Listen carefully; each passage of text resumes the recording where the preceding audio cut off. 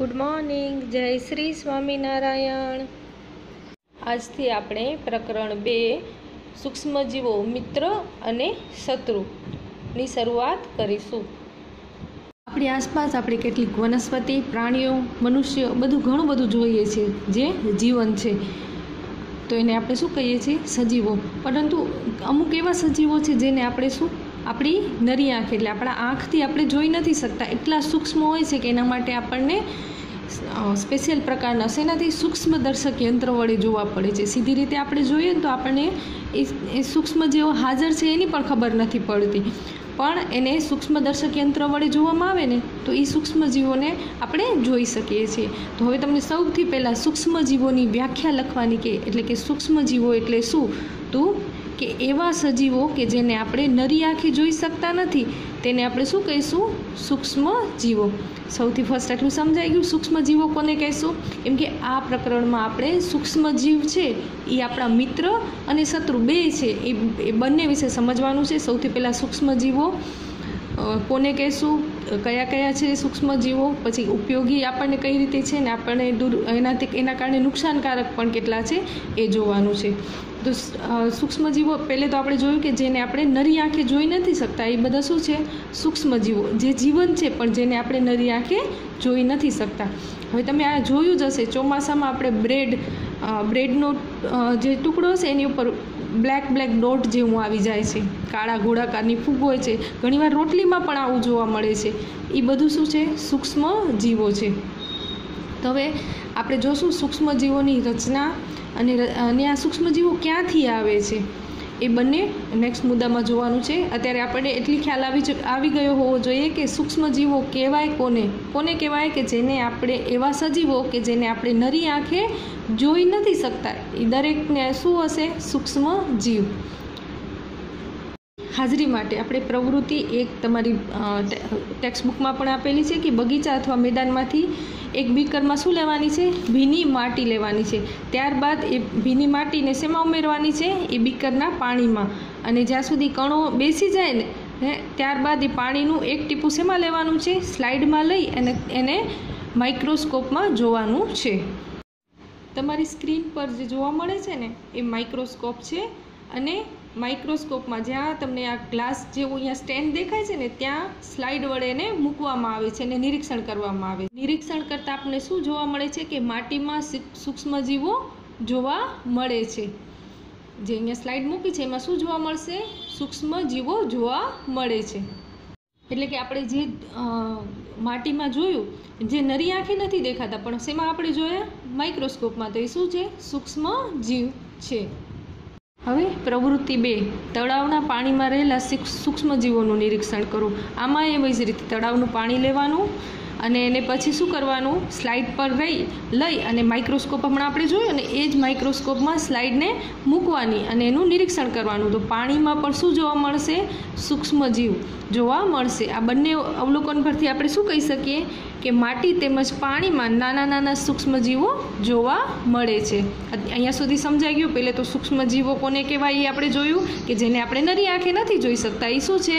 સૂક્ષ્મજીવો। પછી આપણે 2 પ્રવૃત્તિ કરી કે માટીમાંથી જમીનની માટી લીધી અને એને આપણે જોયું સ્લાઇડમાં, અને પછી તળાવના પાણીને આપણે સ્લાઇડમાં જોયું તો બંનેમાં શું જોવા મળ્યા? સૂક્ષ્મજીવો જોવા મળ્યા। એટલે પાણી અને માટી બંનેમાં સૂક્ષ્મજીવો જોવા મળે છે। હવે દરેક સૂક્ષ્મ જોવા મળતા નાના સૂક્ષ્મજીવો છે એને આપણે સૂક્ષ્મજીવોની કક્ષામાં મૂકી નથી શકતા, કેમ કે એટલા નાના છે કે તેને આપણે શું કહે નરી આંખે તો જોઈ નથી શકતા। એટલે એમાં કેટલાક એવા હવે બ્રેડ છે તો બ્રેડને આપણે ફૂગને આપણે બિરલોરી કાચની મદદથી જોઈ શકીએ છીએ, જ્યારે બીજા અન્ય હશે એને છે ને માઇક્રોસ્કોપની મદદ, એના માટે હાઈ પાવરના માઇક્રોસ્કોપ આવે છે એનામાં જ આપણે જોઈ શકીએ છીએ। તો હવે ત્યારે સૂક્ષ્મજીવોને 4 વર્ગમાં વિભાજિત કરવામાં આવ્યા છે: બેક્ટેરિયા, ફૂગ, પ્રજીવ અને લીલ। તો હવે તમને પૂછાય સૂક્ષ્મજીવોને કયા 4 વર્ગમાં વિભાજિત કરવામાં આવ્યા છે? તો કયા આવશે? બેક્ટેરિયા, ફૂગ, પ્રજીવ અને લીલ। આ 4 વર્ગમાં વિભાજિત કરવામાં આવ્યા છે। વાયરસ છે એ શું છે?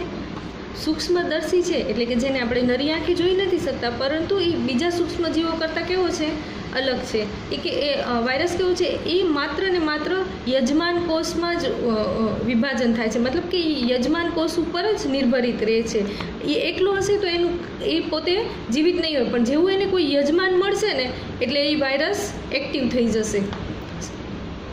વાયરસ છે એ બેક્ટેરિયા, વનસ્પતિ અથવા પ્રાણીઓમાં જ્યારે એનું યજમાન તરીકે મળશે ને ત્યારે એ વિભાજન પામશે. અને આવા જ વાયરસ, શરદી, ઇન્ફ્લુએન્ઝા, ઉધરસ, એ બધા શેના કારણે? વાયરસથી થતા રોગો છે. આપણે ખબર છે, આપણે ડૉક્ટર પાસે બી જઈએ ત્યારે શું કહેશે? વાયરલ ઇન્ફેક્શન છે. તો આ બધા કેવા છે કે જ્યારે વાયરસને કોઈ યજમાન મળશે ત્યારે જ એક્ટિવેટ થશે, અધરવાઇઝ એ વાતાવરણમાં એમને જ હશે. એ જ રીતે પોલિયો પણ વાયરસથી થાય છે, અછબડા પણ વાયરસથી થાય છે. તમને છે ને પરીક્ષામાં આવી રીતે પણ પૂછાય છે કે ખાલી જગ્યા રોગ વાયરસથી થાય છે, પછી કાઉન્સમાં આપેલા હોય અલગ અલગ રોગ, તો આપણને ખ્યાલ હોવો જોઈએ કે કયો રોગ શેનાથી થાય છે. તો હવે વાયરસથી થતા રોગમાં શરદી, ઇન્ફ્લુએન્ઝા, ઉધરસ, પોલિયો અને અછબડા, આ રોગો શેનાથી થાય છે? વાયરસથી થાય છે. તમને ખાલી જગ્યા અથવા તો જોડકા અથવા નાના પ્રશ્નોમાં પણ પૂછી શકે વાયરસથી થતા રોગોના નામ લખો. તો હવે આપણે લખી શકશું કયા કયા રોગ છે. એકવાર હજી આપણે રિપીટ કરી લઈએ. શરદી, ઇન્ફ્લુએન્ઝા, ઉધરસ, અછબડા અને પોલિયો, જે શેનાથી થાય છે? વાયરસથી. અને બીજું એક, વાયરસ શેના ઉપર આધારિત રહે છે? યજમાન ઉપર. પૂછાય કે ઝાડા કે મલેરિયા શેનાથી થાય છે? તો એ પ્રજીવથી થતો રોગ છે. હવે તમને પૂછાય પ્રજીવથી થતા રોગના નામ લખો, તો શું? ઝાડા અથવા મલેરિયા શેનાથી થાય છે? પ્રજીવથી. આવે ખાલી જગ્યાઓ સ્વરૂપે હોઈ શકે પરીક્ષામાં, જોડકા સ્વરૂપે અથવા તો ટૂંકા પ્રશ્નના સ્વરૂપે પણ હોઈ શકે. પણ આપણને ખ્યાલ હોવો જોઈએ કે ઝાડા અને મલેરિયા શેનાથી થતો રોગ છે? પ્રજીવથી થતો રોગ છે. એવી જ રીતે ટાઇફોઇડ અને ક્ષય, એ બે શેનાથી થાય છે? બેક્ટેરિયાથી. હવે પૂછાણું બેક્ટેરિયાથી થતા રોગના નામ, તો ટાઇફોઇડ અને ક્ષય. હવે ટીબી છે એ પણ બેક્ટેરિયાથી થાય છે, અને ટીબીનું ફૂલ ફોર્મ ટ્યુબરક્યુલોસિસ. શું થશે? ટ્યુબરક્યુલોસિસ. તો આ ત્રણ છે એ શેનાથી થશે? બેક્ટેરિયાથી. એકવાર હજી જોઈ લઈએ. વાયરસથી થતા તો શરદી, ઇન્ફ્લુએન્ઝા, ઉધરસ, પોલિયો અને અછબડા, એ શેનાથી થશે? વાયરસથી થતા.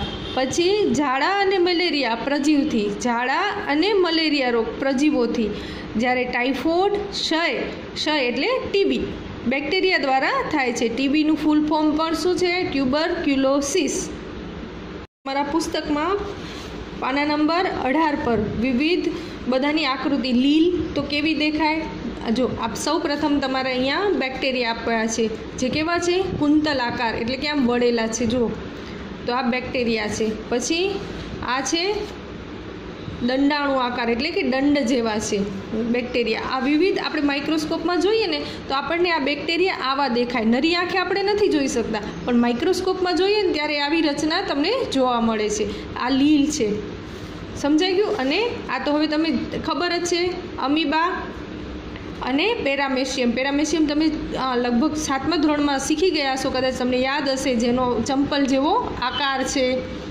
અને અમીબા પોતાનો આકાર બદલે છે, એ બધું તમે શીખી ગયેલા છો. પછી આ આપણે બ્રેડનું જોયું હતું ને ઉદાહરણ, તો એ આવી રીતે દેખાશે. નેક્સ્ટ છે પેનિસિલિયમ. આ પણ તમને આવી ગયું છે આગળ. અને એસ્પેરેજિલ્સ, જે ફૂગ છે. આ ત્રણેય શું છે? ફૂગ છે. તો આપણે માઇક્રોસ્કોપમાં જોશું ને તો આપણને આવું જોવા મળશે. અને આ વાયરસ કેવો જોવા મળશે? આ ટાઈપનો હશે વાયરસ. જેવું એને યજમાન મળશે તેવો એ એક્ટિવ થઈ જશે. સૂક્ષ્મજીવો ક્યાં રહે છે? સૂક્ષ્મજીવો કેવા છે? એક તો એકકોષી હોઈ શકે અથવા તો બહુકોષી હોય છે. જેમ કે એકકોષી પૂછે તો બેક્ટેરિયા, અને કેટલાક લીવ અને પ્રજીવો ને બધા કેવા હશે? બહુકોષી. જેમ કે લીલ અને ફૂગ એ બર્ફીલી ઠંડી કે ગરમી હોય ને, કે ગરમ પાણીના ઝરા, ત્યાં પણ જોવા મળે છે. હવે આપણને પૂછાય પરીક્ષામાં કે સૂક્ષ્મજીવો ક્યાં રહે છે, તો આપણે મુદ્દાસર લખશું. સૌથી પહેલાં તો શું લખશું કે સૂક્ષ્મજીવો સૌથી પહેલી પ્રવૃત્તિમાં આપણે જોયું તો સૂક્ષ્મજીવો જમીન અને પાણી અને વાતાવરણમાં દરેક જગ્યાએ જોવા મળે છે. સૌથી પહેલી પ્રવૃત્તિમાં લખ્યું તો પહેલો મુદ્દો લખ્યો. પછી લખશું સૂક્ષ્મજીવો મનુષ્ય સહિત અન્ય પ્રાણીઓના શરીરમાં પણ જોવા મળે છે. જેમ કે આપણે વાયરસ જોયું કે જે યજમાન ઉપર જ ડિપેન્ડેન્ટ છે. તો સૂક્ષ્મજીવો સૌથી પહેલો લખ્યો જમીન, પાણી અને દરેક જગ્યાએ વાતાવરણમાં જોવા મળે છે. બીજો મુદ્દો લખશું સૂક્ષ્મજીવો મનુષ્ય સહિત અન્ય પ્રાણીઓના શરીરમાં પણ જોવા મળે છે. ત્રીજું સૂક્ષ્મજીવો ઠંડા અને ગરમ પાણી તેમજ ગરમ પાણીના જરામાં પણ જોવા મળે છે. ચોથો મુદ્દો લખશું આપણા આસપાસ એટલે સૂક્ષ્મજીવો ઊંચા પર્વત હોય, જ્વાળામુખી હોય કે જ્વાળામુખીનો પ્રવેશ હોય ત્યાં પણ જોવા મળે છે. પછી એના પછી લખશું સૂક્ષ્મજીવો ઊંચેથી લઈ દલદલયુક્ત જમીન તેમજ જમીનમાં ઊંડે સુધી હોય છે. એટલે એવું નથી કે ઉપરની આપણે માટી લીધી એનામાં જ હોય છે, અંદર સુધી ઊંડે સુધી પણ શું હોય છે? સૂક્ષ્મજીવો જોવા મળે છે. પછી કેટલાક સૂક્ષ્મજીવો અન્ય જીવો પર શું હોય છે? આધારિત હોય છે અને કેટલાક કેવા હોય છે? સ્વતંત્ર હોય છે, અમુક સમૂહમાં જોવા મળે છે. પછી સૂક્ષ્મજીવો ઊંચા તેમજ બર્ફીલા પ્રદેશમાં પણ જોવા મળે છે. અને આ બધા ઉપરથી આપણે લાસ્ટમાં શું લખી શકશું કે અર્થાત સૂક્ષ્મજીવો સર્વત્ર જોવા મળે છે. તો હવે આપણે પૂછાણું પરીક્ષામાં કે સૂક્ષ્મજીવો એટલે શું અને સૂક્ષ્મજીવો ક્યાં રહે છે, તો આપણે શું લખીએ? પહેલે તો સૂક્ષ્મજીવો એટલે શું એ લખશું, પછી ક્યાં રહે છે એટલે આપણને ખ્યાલ જ છે. સૌથી પહેલી પ્રવૃત્તિમાં આપણે શું જોયું હતું કે જમીનમાં, પાણીમાં અને વાતાવરણમાં દરેક જગ્યાએ જોવા મળે છે. બીજો મુદ્દો શું લખીશું? મનુષ્ય સહિત વનસ્પતિ અને પ્રાણીઓના શરીરમાં. આપણે વાયરસનું ઉદાહરણ જોયું ત્યારે શું જોયું હતું કે વાયરસ એમને એક્ટિવેટ નથી, પણ જેવું એને કોઈ માનવ શરીર અથવા વનસ્પતિ કે ક્યાંય પણ એને મળશે યજમાન, તો એ શું થઈ જશે? એક્ટિવ. એટલે બીજા મુદ્દામાં લખશું કે સૂક્ષ્મજીવો છે એ મનુષ્ય તેમજ અન્ય પ્રાણીઓના શરીરમાં પણ જોવા મળે છે. ત્રીજો મુદ્દો શું લખશું? ઠંડુ પાણી હોય, ગરમ પાણી હોય કે ગરમ પાણીના જરા પણ હોય ત્યાં પણ શું જોવા મળશે? સૂક્ષ્મજીવો જોવા મળશે. પછી એના પછી શું ક્યાં જોવા મળશે? ઊંચા પર્વત હોય કે જ્વાળામુખી હોય, એ જ્વાળામુખીનો પ્રવેશ હોય ને ત્યાં એટલું બધું ગરમ નહીં હોય, પણ ત્યાં એનો પ્રવેશ જ્યાંથી શરૂઆત થતી હશે ત્યાં પણ શું હશે? સૂક્ષ્મજીવો જોવા મળશે. પછી શું લખશું કે જે માટી છે એની ઉપર હોય એવું નથી, અંદર સુધી દલદલયુક્ત જમીનમાં ઊંડે સુધી શું થશે? સૂક્ષ્મજીવો જોવા મળશે.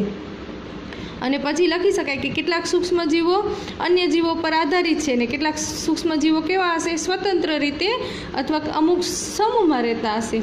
પછી સૂક્ષ્મજીવો ક્યાં હશે? ઊંચાઈવાળા બરફ આચ્છાદિત પ્રદેશ હશે ત્યાંય પણ જોવા મળશે. આમ પછી છેલ્લે લખવાનું અર્થાત સૂક્ષ્મજીવો ક્યાં હશે? સર્વત્ર જોવા મળશે. તો હવે તમને સમજાઈ ગયું હશે સૂક્ષ્મજીવો એટલે શું, એના આપણે માઇક્રોસ્કોપમાં જોઈએ તો કેવા દેખાય. એના પછી આપણે શું જોયું કે સૂક્ષ્મજીવોથી રોગ થાય છે, કયાથી કયા રોગ થાય છે એ જોયું. અને અત્યારે આપણે શું જોયું? સૂક્ષ્મજીવો ક્યાં રહે છે. તો હવે આપણે આરામથી લખી શકશું ગોખ્યા વગર. સૂક્ષ્મજીવો અને આપણે. સૂક્ષ્મજીવો આપણા જીવનમાં શું છે? મહત્ત્વની ભૂમિકા ભજવે છે. અમુક સૂક્ષ્મજીવો એટલે કે આપણા માટે લાભદાયક છે અને અમુક હાનિકારક છે. હાનિકારક તો આગળ હમણાં જ આપણે જોયું. શું જોયું હતું કે સૂક્ષ્મજીવો દ્વારા રોગ થાય છે, તો એ રીતે હાનિકારક પણ છે. તો હવે એની આપણે ઉપયોગી સૂક્ષ્મજીવો છે એની પહેલાં માહિતી મેળવશું. સૂક્ષ્મજીવો શું હોય છે? વિભિન્ન કાર્યોમાં ઉપયોગમાં લેવામાં આવે છે. જેમ કે આપણે ખબર છે દહીં, બ્રેડ તેમજ કેક બનાવવા માટે આપણે સૂક્ષ્મજીવોનો ઉપયોગ કરીએ છીએ. આપણે ડ્રાય યીસ્ટ કે યીસ્ટ લઈ આવીએ છીએ, પછી એને એક્ટિવેટ કરીએ છીએ, તો એ એક પ્રકારનું સૂક્ષ્મજીવ જ છે. પછી પર્યાવરણને સ્વચ્છ રાખવા માટે પણ ઉપયોગી છે. ઉદાહરણ તરીકે આપણે શું લખીએ? કાર્બનિક કચરો છે એને આપણે શું કાર્બનિક કચરો જેમ કે શાકભાજીની છાલ, પ્રાણીના અવશેષો વગેરેનું વિઘટન પણ શેનાથી થાય છે? બેક્ટેરિયા દ્વારા થાય છે ને, જે બિનહાનિકારક છે અને ઉપયોગી પદાર્થમાં કન્વર્ટ થાય છે. એવી જ રીતે બેક્ટેરિયાનો ઉપયોગ આપણે ઔષધિ બનાવવા માટે પણ કરીએ છીએ. પેનિસિલિયમ તમને આગળ આવી ગયું છે. એવી જ રીતે કૃષિ ક્ષેત્રમાં નાઇટ્રોજનનું સ્થાપન, જમીનની ફળદ્રુપતા વધારવા માટે આપણે કઠોળ વાવીએ છીએ, એના ઉપર શું હોય છે? રાઇઝોબિયમ હોય છે. આ લગભગ તમને 7મા ધોરણમાં આવી ગયું છે ને, તમને કદાચ યાદ હોય તો જમીનમાં નાઇટ્રોજનના સ્થાપન માટે પણ શું હોય છે? બેક્ટેરિયા રાઇઝોબિયમ નામના હોય છે, જેના કારણે શું થશે? જમીનની ફળદ્રુપતામાં શું થશે? વધારો થશે. હવે ઉપયોગી સૂક્ષ્મજીવો છે એને આપણે ટૂંકમાં અહીંયા લખીએ, પછી એનું સવિસ્તાર પણ સમજવાનું છે. તો સૌ પ્રથમ આપણે શું લખી શકીએ કે સૂક્ષ્મજીવો ના કાર્ય કેવા હોય છે? વિભિન્ન કાર્યમાં ઉપયોગમાં લઈ શકાય છે. એમાં સૌથી પહેલાં કેક, પેસ્ટ્રી વગેરે બનાવવા માટે આપણે ઉપયોગ કરીએ છીએ. બીજું, પર્યાવરણને સ્વચ્છ રાખવા માટે ઉપયોગી છે. કઈ રીતે? તો અકાર્બનિક કચરાને વિઘટન કરીને સૂક્ષ્મજીવો એમાં ઉપયોગી છે.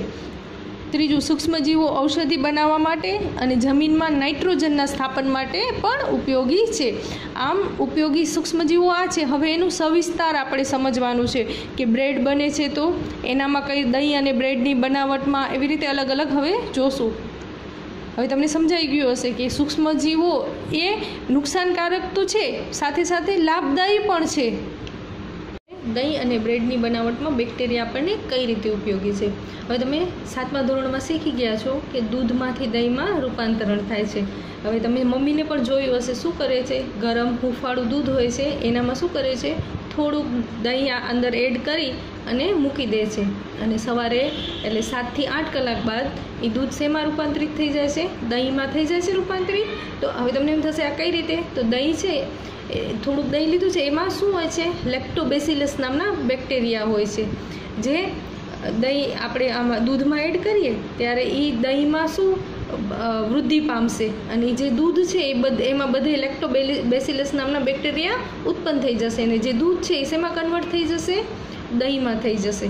તેવી જ રીતે દૂધમાંથી વૃદ્ધિ આવી જ રીતે આપણે શું બનાવીએ છીએ? ચીઝ, અથાણું જેવા ખાદ્ય પદાર્થોમાં આ જ રીતે બેક્ટેરિયાની વૃદ્ધિ કરીને ઉત્પન્ન કરવામાં આવે છે. એવી જ રીતે આપણે જ્યારે ઇડલીનું આથું દઈએ છીએ કે ઢોકળાનું આપણું કે એ બધાના આથા પણ આ જ રીતે આવે છે, બેક્ટેરિયાની વૃદ્ધિ થાય છે.